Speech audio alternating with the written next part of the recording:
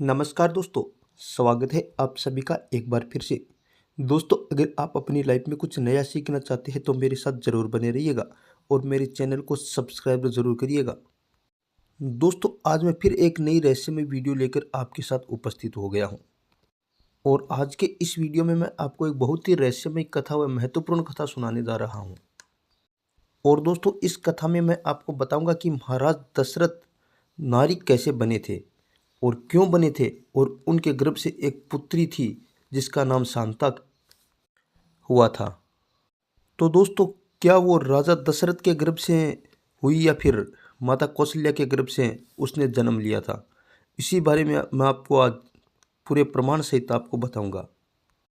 दोस्तों, एक दिन की बात है कि महाराजा राजा दशरथ जंगल में घूमने के लिए जाते हैं। तो दोस्तों, राजा जंगल में गए तो राजा को जंगल में कोई शिकार नहीं मिला। दोस्तों, राजा का नियम होता है कि जब तक उन्हें कोई शिकार नहीं मिलती थी तब तक वो वापस लौटकर अपने महल की ओर नहीं जाते थे।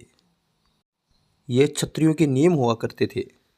तो दोस्तों, महाराजा दशरथ शिकार की खोज में बहुत दूर वन में निकल गए थे। बड़ा ही सुनसान जंगल था और उस जंगल में महाराज राजा दशरथ चले जा रहे हैं। दोस्तों, चलते चलते राजा दशरथ अपने राज्य की सीमा को पार कर गए और दूसरे राज्य की सीमा में प्रवेश कर गए थे। फिर भी महाराज दशरथ को कोई भी शिकार नहीं मिला। तो दोस्तों, राजा दशरथ जब दूसरे राज्य की सीमा में पहुंच गए तो उन्हें बहुत तेज प्यास लगने लगी और उनका घोड़ा भी थकने लगा था और महाराज राजा दशरथ बहुत ही परेशान हो चुके थे। अब राजा मन में विचार करने लगे कि अगर पानी नहीं मिला तो प्राणी निकल जाएंगे। तो दोस्तों, राजा दशरथ पानी की खोज में एक सरोवर की तट पे पहुंच जाते हैं। परंतु दोस्तों, उस सरोवर को, उस तालाब को एक श्राप था कि जो भी नर उस तालाब में स्नान करेगा या पानी पीने अंदर उतरेगा वह इंसान उसी वक्त नारी बन जाएगा, क्योंकि उस तालाब को श्रृंगी ऋषि ने श्राप दिया था और उस श्राप के कारण उस तालाब में कोई भी नर अगर स्नान करता है तो वह उसी समय नारी बन जाता है, क्योंकि वह तालाब इंद्र की अप्सराओं के लिए सुरक्षित था। तो महाराज राजा दशरथ ने जैसे ही उस तालाब में पैर रखा तो राजा दशरथ उसी समय एक बहुत ही सुंदर नारी बन गए। अब महाराज दशरथ मन में विचार करने लगे कि हे भगवान, ये क्या हुआ? मैं तो अभी थोड़ी देर पहले पुरुष था, पर अब मैं नारी कैसे बन गया? अब मैं क्या करूँगा और मैं अयोध्या कैसे जाऊँगा? क्योंकि राजा दशरथ नारी बन गए थे, परंतु याददाश्त वैसे की वैसे ही थी। तो दोस्तों, उसी वन में उस तालाब के आसपास विचरण करने लगे राजा दशरथ नारी के रूप में। और वहीं पर अंग नरेश महाराज रोमपाद भी वहाँ पर शिकार करने के लिए आते हैं। और जब रोमपाद ने महाराज राजा दशरथ को नारी रूप में देखा तो रोमपाद उस नारी पे राजा मोहित हो गए और उसे कहने लगे, हे सुंदरी, तुम कौन हो और इस जंगल में क्यों आई हो? इस वीरान जगह पे क्या कारण है यहाँ तुम्हारे आने का? तो राजा दशरथ कहने लगे कि मुझे कोई पता नहीं है कि मैं कहाँ से आई हूँ। और राजा धीरे धीरे अपनी जो याददाश्त थे वो भी भूलने लग गए और राजा रोमपाद ने कहा कि हे सुंदरी, आप मेरे साथ चलिए और मेरे महल में रहिए। तो दोस्तों, उस नारी ने सोचा कि इस राजा के साथ ही चलना अच्छा है, नहीं तो कोई राक्षस या कोई दुष्ट प्राणी आकर के मुझे ज़बरदस्ती से उठा करके ले जाएगा। तो ये विचार करके महाराज राजा दशरथ रोमपाद राजा के साथ अंगदेश में आ जाते हैं और अंगदेश में आकर राजा रोमपाद ने राजा दशरथ रूपी नारी के साथ अपना विवाह संपन्न कर लिया। विवाह होने के बाद महाराज राजा दशरथ रोमपाद के महल में आराम से रहने लगे।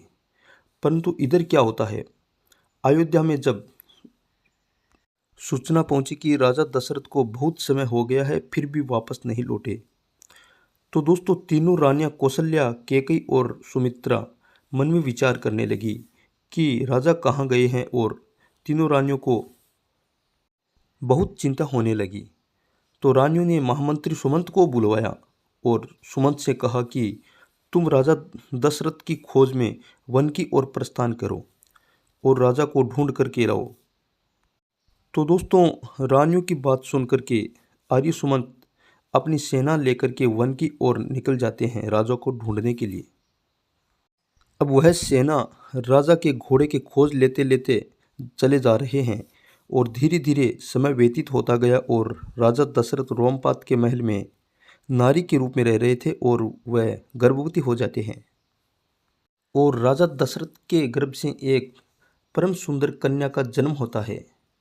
इधर आर्य सुमंत राजा की खोज में धीरे धीरे उसी सरोवर पर पहुंच जाते हैं और सुमंत के मन में विचार आता है कि पता नहीं यह सरोवर कैसी है और कोई रहस्यमयी सरोवर भी हो सकती है। तो सुमंत ने अपनी समस्त सेना को वहीं पर रोक दिया और सबको बोल दिया कि इस सरोवर के समीप मत जाना, नज़दीक मत जाना, क्योंकि उसे पता था कि जो सरोवर होती है वन में वो बहुत ही दिव्य होती है। तो आर्य सुमंत ने सेना से कहा कि ऐसे काम नहीं चलेगा, हमें महाराज राजा दशरथ की खोज करनी ही पड़ेगी। तो कुछ ही दूरी पर उन्हें एक आश्रम दिखाई देता है। तो सुमंत विचार करने लगे कि हम इस आश्रम में महाराज तपस्या कर रहे हैं, उसके पास चले जाते हैं। तो सुमंत अपनी सेना सहित श्रृंगी ऋषि के पास आ जाते हैं और श्रृंगी ऋषि के चरणों में गिर जाते हैं और पूछते हैं कि हे गुरुदेव, कुछ समय पहले हमारे राजा महाराज दशरथ इस जंगल में आए थे और उनके घोड़ों के पैर जो निशान है वो इस सरोवर तक आते हैं, उस तालाब से आगे कहीं नहीं जाते हैं। तो हे गुरुदेव, आप कृपा करके अपने तपोबल से देख करके बताइए कि हमारे राजा दशरथ इस वक्त कहाँ हैं। तो दोस्तों, श्रृंगी ऋषि बहुत बड़े ऋषि थे। उन्होंने अपने तपोबल से देखा और बोले, हे महामंत्री सुमंत, ध्यान से सुनो, तुम्हारे राजा इस समय एक स्त्री के रूप में हैं। इस सरोवर में उन्होंने स्नान किया था और इस सरोवर को मेरा श्राप है कि जो भी नर इस सरोवर में स्नान करेगा उतरेगा, इसलिए उसे नारी बनना पड़ेगा।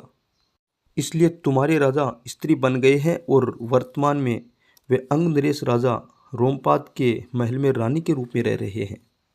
तो यह बात सुन करके सुमंत राजा रोमपाद के देश चले जाते हैं और जब रोमपाद ने महामंत्री सुमंत को आते हुए देखा तो पहचान गए और बोले कि आप कैसे आए हैं यहाँ मंत्री जी, आपके आने का प्रयोजन क्या है।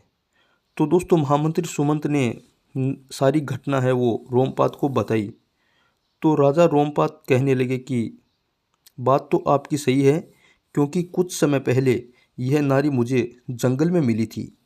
तो राजा रोमपाद ने नारी रूपी दशरथ को दरबार में बुलाया और कहते हैं कि महामंत्री सुमंत आए हैं। तो जब राजा दशरथ ने यह बात सुनी तो राजा दशरथ के पैरों तले जमीन खिसक गई, क्योंकि राजा थे और नारी के रूप में रह रहे थे और उसके एक पुत्री भी थी जिसका जन्म हो चुका था। सुमंत उस नारी के पास पहुंचते हैं तो महाराज दशरथ बड़े ही शर्मिंदे होते हैं और कहने लगे कि मंत्री, मैं भूल से एक श्रापित तालाब में जलपान करने के लिए उतर गया था और यह ईश्वर की माया है, होने को कोई नहीं टाल सकता। मेरा शरीर परिवर्तित होकर के नारी बन गया है और महाराज रोमपाद मुझे अपने महल में ले आए हैं। तो यह बात सुन करके सुमंत महाराज रोमपाद से कहते हैं कि हे राजन, अयोध्या के राज्य की व्यवस्था गड़बड़ा रही है, शासन का संचालन करने वाला कोई नहीं है।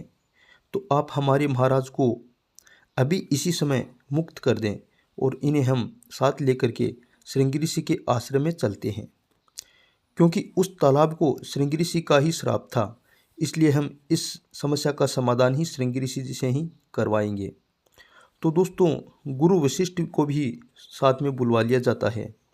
गुरु वशिष्ठ और राजा रोमपाद और महामंत्री सुमंत उस दशरथ रूपी नारी को लेकर के सभी श्रृंगी ऋषि के शरण में आते हैं और श्रृंगी ऋषि से हाथ जोड़कर विनय करते हैं, विनती करते हैं कि हे प्रभु, इसका पुरुषत्व वापस लौटा दीजिए। जब श्रृंगी ऋषि की बहुत अनुविनय करी और विनती की तो आराधना की तो श्रृंगी ऋषि जी कहते हैं कि हे राजन, मैं तुम्हारा पुरुषत्व वापस लौटा रहा हूँ क्योंकि तुम एक महान राजा हो। तो श्रृंगी ऋषि ने अपनी कृपा से दशरथ रूपी नारी को वापस पुरुष बना दिया और राजा दशरथ वापस अपने वास्तविक रूप में आ गए। और जिस कन्या का दशरथ रूपी नारी के गर्भ से जन्म हुआ था, तो उस राजा रोमपाद उसे कहने लगे कि मेरी तो संतान है, परंतु राजा दशरथ जी के कोई संतान नहीं है। तो ये जो कन्या है वो राजा दशरथ जी को ही दे दीजिए, क्योंकि उनके गर्भ से ही पैदा हुई है, तो आज से यह कन्या उसी की कहलाएगी। दोस्तों, ये कथा दक्षिण भारत की रामायण में वर्णित है। तो दोस्तों, इस तरीके से जो कन्या हुई थी उसका नाम शांता रखा गया। श्रृंगी ऋषि ने, क्योंकि श्रृंगी ऋषि जी ने राजा दशरथ को नारी बनाया था और वापस पुरुष भी श्रृंगी ऋषि ने ही बनाया था, तो इस वजह से उस कन्या का नाम शांता रखा था। दोस्तों, कुछ लोगों का कहना है कि शांता का जन्म कौशल्या के गर्भ से हुआ था, परंतु ऐसा नहीं है। मैं आपको एक प्रमाण बताता हूँ कि तुलसीकृत रामायण में वर्णित है कि रावण ने एक बार ब्रह्मा की आराधना की थी और आराधना में रावण ने वर मांगा था कि दशरथ के अंश से इस संसार में कोई भी संतान पैदा नहीं होनी चाहिए। तो जब रावण की यह बात ब्रह्मा जी ने सुनी तो ब्रह्मदेव को भी बड़ा दुख हुआ और तथास्तु कहकर के ब्रह्मलोक को प्रस्थान किया।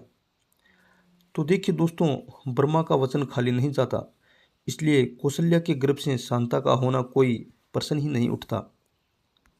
इसलिए महाराज राजा दशरथ के जो शांता नाम की पुत्री थी वो राजा दशरथ के गर्भ से ही पैदा हुई थी। तो दोस्तों, इस तरह से महाराज राजा दशरथ है वो एक बार नारी बने थे। दोस्तों, मेरी वीडियो कैसी लगी लाइक करें, शेयर करें, सब्सक्राइब करें। आगे फिर मिलते हैं नई वीडियो में।